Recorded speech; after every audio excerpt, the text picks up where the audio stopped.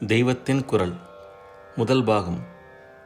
பெயரில்லாத மதம் என்ற தலைப்பில் மகா பெரியவா அருளிய உரை. இப்போது ஹிந்து மதம் என்று ஒன்றை சொல்கிறோமே, இதற்கு உண்மையில் இந்த பெயர் கிடையாது. ஹிந்து என்றால் அன்பு என்று அர்த்தம். ஹிம்சையை தூஷிப்பவன் ஹிந்து என்று சிலர் சொல்கிறார்கள். இது சமத்காரமாக சொல்வதே ஆகும். நம்முடைய பழைய சாஸ்திரம் எதிலும் ஹிந்து மதம் என்கிற வார்த்தையே கிடையாது. ஹிந்துக்கள் என்பது அந்நிய நாட்டினர் நமக்கு வைத்த பெயர்தான். மேல் நாட்டுக்காரர்கள் சிந்து நதியை கடந்தே நம் பாரத நாட்டுக்கு வர வேண்டியிருந்ததல்லவா? ஆனபடியால் சிந்துவை இந்து என்றும், அதை அடுத்த நாட்டை இந்தியா என்றும், அதன் மதத்தை இந்து என்றும் குறிப்பிட்டார்கள். ஒரு தேசத்துக்கு பக்கத்தில் உள்ள சீமையின் பெயராலேயே அதை அடுத்துள்ள சீமைகளையும் சேர்த்து குறிப்பிடுவது உண்டு. வேடிக்கையாக ஒன்று சொல்கிறேன். வடதேசத்தில் பைராகி என்ற யார் வந்து யாசகம் கேட்டாலும் உடனே பிச்சை போட்டு விடுவார்கள். நம் தென்னாட்டு ஜனங்கள் அப்படி செய்வதில்லை என்று பைராகிகளுக்கு குறை. அவர்கள் ஒரு பாட்டு பாடுகிறார்கள். அதில் இல்லா போ போ கஹே தெலுங்கி என்று ஒரு வரி வருகிறது. தெலுங்கர்கள் பிச்சை இல்லை போ போ என்று விரட்டுவதாக சொல்கிற பாட்டு. தெலுங்கர்களானால் வெள்ளு வெள்ளு என்றுதான் சொல்வார்களே அன்றி போ போ என்று சொல்ல மாட்டார்கள். போ என்பது தமிழ் வார்த்தை. தமிழர்கள்தான் அப்படி சொல்வார்கள். பின் பைராகி பாட்டு இப்படி சொல்வதற்கு காரணம் என்ன? வடதேசத்தை விட்டு பைராகிகள் கீழே வரும்போது முதலில் தெலுங்கு தேசம் வருகிறது. ஆனபடியால் அதற்கு பிறகு வரும் தமிழ்நாட்டையும் தெலுங்கு தேசமாகவே கருதிவிட்டார்கள் இந்த பைராகிகள். தமிழ்நாட்டை தெலுங்கர்கள் அரவநாடு என்பதும் கூட இதே மாதிரிதான். ஆந்திர தேசத்தின் கீழே உள்ள சிறிய பகுதிக்கு அர்வா தேசம் என்று பெயர். அப்புறம் வரும் பகுதிகளுக்கும் அதே பெயரை வைத்து விட்டார்கள். இந்த ரீதியில்தான் சிந்து பிரதேசத்தை கண்ட அந்நியர்களும் அதை அடுத்து வந்த பாரத தேசம் முழுவதையும் ஹிந்து தேசமாக்கி விட்டனர். ஆனால் ஹிந்து என்பது நமது பூர்வீக பெயர் அல்ல. வைதிக மதம், சனாதன தர்மம் என்றெல்லாம் சொல்கிறோமே, அவைதான் பெயரா என்றால் அதுவும் இல்லை.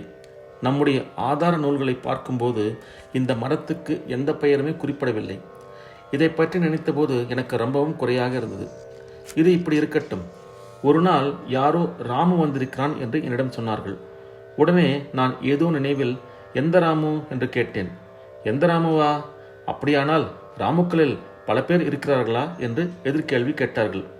அப்போதுதான் எனக்கு பழைய ஞாபகத்தில் இப்படி கேட்டுவிட்டோம் என்று தெரிந்தது. எங்கள் ஊரில் ராமு என்ற பெயரில் 4 பேர் இருந்தார்கள். எனவே அவர்களுக்குள் வித்தியாசம் தெரிந்து கொள்வதற்காக கருப்பு ராமு, சிவப்பு ராமு, நெட்டை ராமு, குட்டை ராமு என்று சொல்வது பழக்கம். அதே நினைவில்தான் ஒரே ஒரு ராமு இருந்த ஊரிலும் எந்த ராமு என்று கேட்டுவிட்டேன். ஒரே ராமு இருக்கிற இடத்தில் எந்த அடைமொழியும் போட வேண்டியதில்லை. நம் மதத்திற்கு ஏன் பெயரில்லை என்பது உடனே புரிந்துவிட்டது.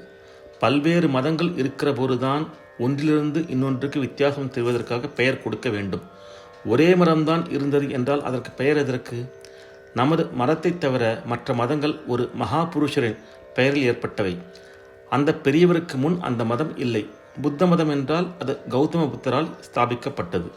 எனவே அவருக்கு முன் அது இல்லை என்கிறது. ஜைன மதம் என்றால் அது மகாவீரர் எனப்படும் ஜீனரால் ஸ்தாபிக்கப்பட்டது. கிறிஸ்து மதம் என்றால் கிரைஸ்டினால், இயேசு கிறிஸ்து ஸ்தாபிக்கப்பட்டது என்று இப்படி ஒவ்வொரு மதமும் ஒரு பெரியவரால் உண்டாக்கப்பட்டது என்று தெரிகிறது. அந்த பெரியவர் இதை ஏற்படுத்தினார் என்னும் போதே அவருக்கு முன்னால் இது இல்லை என்று தெரிகிறது. இவ்வளவு மதங்களும் உண்டாவதற்கு முன்பே நம் மதம் இருந்திருக்கிறது. இந்த ஒரு மதமே உலகமெல்லாம் பரவி இருந்திருக்கிறது. இதை தவிர வேறு மதம் இல்லாததால் இதற்கு பெயர் குறிப்பிட வேண்டிய அவசியமே இருக்கவில்லை. இதை அறிந்தவுடன் முன்பு எனக்கு இருந்த குறை மறைந்தது. அதோடு இந்த மதத்தை பற்றி கௌரவ புத்தியும் உண்டாயிற்று. சரி, இந்த மதம்தான் ஆதி மதம் என்றே இருக்கட்டும். அந்த ஆதி காலத்தில் இதை ஸ்தாபித்தவர் யார் என்ற கேள்வி வரும். பெயர் இல்லாத நம் மதத்தை யார் ஸ்தாபித்தார் என்று பார்த்தால் எத்தனை ஆராய்ச்சி செய்து பார்த்தாலும் அப்படி ஒரு ஸ்தாபகரை கண்டுபிடிக்கவே முடியவில்லை. பிரம்மசூத்திரம் செய்த வியாசரை சொல்லலாமா?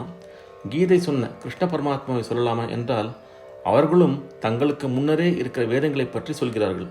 சரி, இந்த வேத மந்திரங்களை செய்த ரிஷிகளை ஸ்தாபகர்கள் என்று சொல்லலாமா என்று பார்த்தால் அவர்களோ நாங்கள் இந்த வேதங்களை செய்யவில்லை என்கிறார்கள். பின்னே உங்கள் பேரில் தானே மந்திரங்கள் எங்களுக்கு கிடைத்திருக்கின்றன. ஒவ்வொரு மந்திரத்தையும் உபாசிக்கிற போது அவற்றுக்கு உங்களில் ஒரு ரிஷியின் பெயரை சொல்லித்தானே தலையை தொட்டுக் கொள்கிறோம் என்று கேட்டால் அந்த ரிஷிகள் எங்கள் மூலம்தான் இந்த மந்திரங்கள் லோகத்துக்கு வந்தன என்பது வாஸ்தவம். அதனால்தான் எங்களை மந்திர ரிஷிகளாக சொல்லியிருக்கிறது. எங்கள் மூலம் வந்ததை ஒழிய நாங்களே அவற்றை செய்யவில்லை, கம்போஸ் பண்ணவில்லை.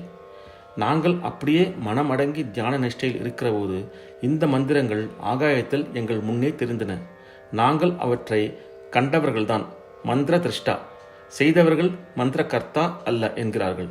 சகல சப்தங்களும் ஆகாசத்திலேயே பிறக்கின்றன. அவற்றிலிருந்தே சிருஷ்டி உண்டாயிற்று.